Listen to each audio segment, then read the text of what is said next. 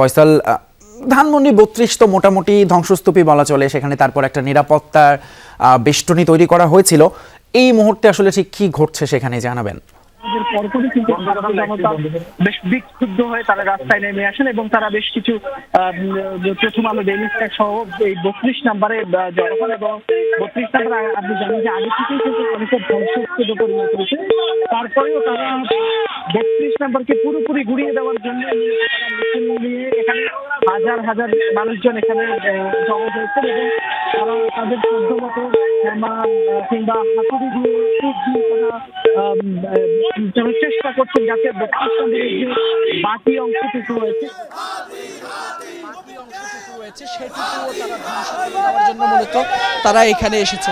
আপনারা এই মুহূর্তে দেখতে পাচ্ছেন এখানে প্রায় হাজার হাজার মানুষ যারা ৩২ নম্বরের ভেতরে এবং সামনের সড়কে অবস্থান নিয়েছেন এবং আমরা দেখছি ক্রমান্বয়ে এই তাদের যে জমায়েত সেটি কিন্তু এখনো পর্যন্ত বেড়েই চলছে।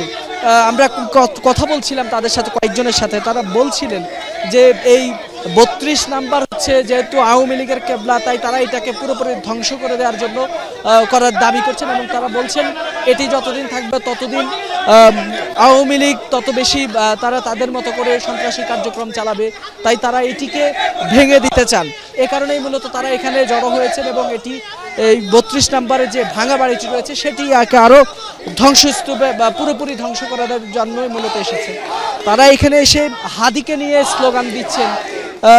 সকলেই হাদির যে স্লোগানগুলো ছিল সেগুলোই কিন্তু তারা স্লোগান দিচ্ছেন। ইনকলাবের স্লোগান, ইনকলাব জিন্দাবাদ, এইসব স্লোগানগুলোই তারা দিচ্ছেন এবং হাদিকে স্মরণ করছেন তারা। আমরা একজনের সাথে কথা বলতে চাই। একজনের সাথে কথা বলতে চাই। আপনারা এখন এখানে এসেছেন?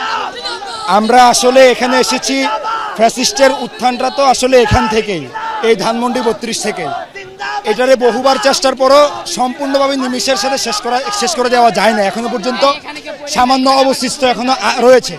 আমরা চাচ্ছি এটারে সম্পূর্ণরূপে মাটির সাথে মিশিয়ে দিয়ে এখানে আমরা টয়লেট বানাবো, এখানে আমরা পাবলিক টয়লেট বানাবো। এটা আমাদের আসলে ইচ্ছা, মনের আকাঙ্ক্ষা। এটা শুধু আমার না, এটা বাংলার 18 কোটি 20 কোটি মানুষের আকাঙ্ক্ষা। আপনার কাছে একটু আপনারা জানেন হাদি ভাইয়ের উপরে হামলা হয়েছে, সন্ত্রাসী হামলা হয়েছে। বাংলাদেশের ব্যর্থ অথর্ব প্রশাসন এখন পর্যন্ত কোনো আসামিকে শনাক্ত করতে পারেনি, অ্যারেস্ট করতে পারেনি। আমি বলবো প্রশাসনের সহযোগিতায় সন্ত্রাসীরা হাদি ভাইয়ের উপরে হামলা করেছে এবং প্রশাসনের সেফ এক্সিট দিয়ে হামলাকারীদেরকে বাংলাদেশ থেকে ইন্ডিয়া প্রচার করেছে। বাংলাদেশের এখনো বিভিন্ন সরকারি অধিদপ্তরে, সরকারি মন্ত্রণালয়ে হাদি ভাইয়ের রক্তে আমাদের নতুন একজন প্রেরণা হয়েছে। আমরা হাদি ভাইয়ের রক্তের বিনিময়ে দেশ থেকে ইন্ডিয়ান পেতা। ধন্যবাদ ভাই।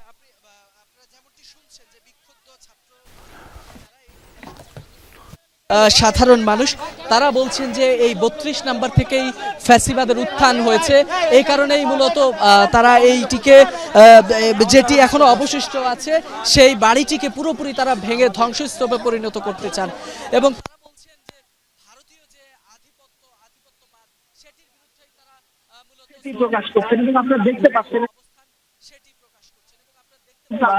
মানুষের উপস্থিতিও বাড়ছে, ছাত্র জনতার জমায়েত বাড়ছে এবং আমরা দেখছি এই ভবনের চারপাশে বেশ কয়েকটি জায়গায় আগুন দিয়ে দেওয়া হচ্ছে।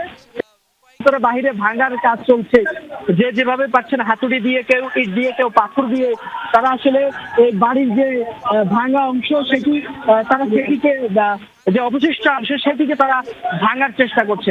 আপনারা দেখতে পাচ্ছেন ভিতরেও কিন্তু বেশ কয়েকজন বিক্ষোভকারী রয়েছেন, ক্ষুব্ধ ছাত্র জনতা প্রবেশ করেছেন এবং তারা সেটিকে ভাঙার চেষ্টা করছেন এবং বেশ কয়েকটি জায়গায় তারা আগুন দিয়েছেন। তাদের একটাই কথা, সেটি হচ্ছে যে ফ্যাসিবাদের জন্ম হয়েছে ধানমন্ডির এই ৩২ নম্বর বাড়ি থেকে এবং তারা সেটিকে আস্তে রাখবেন না, অর্থাৎ তারা পুরোপুরি এটিকে ধ্বংস করে দিতে চান। তো এখানে আর যদি সার্বিক অবস্থার কথা বলি, এখানে আমরা আজ অন্যান্য দিন পুলিশ থাকলে আজকে কিন্তু পুলিশের উপস্থিতি আমরা খুব একটা দেখিনি। এখানে ছাত্র জনতার উপস্থিতি এখন পর্যন্ত বেশ লক্ষণীয়। তারা ভেতরেও কয়েক হাজার ছাত্র জনতার উপস্থিতি আমরা দেখতে পাচ্ছি।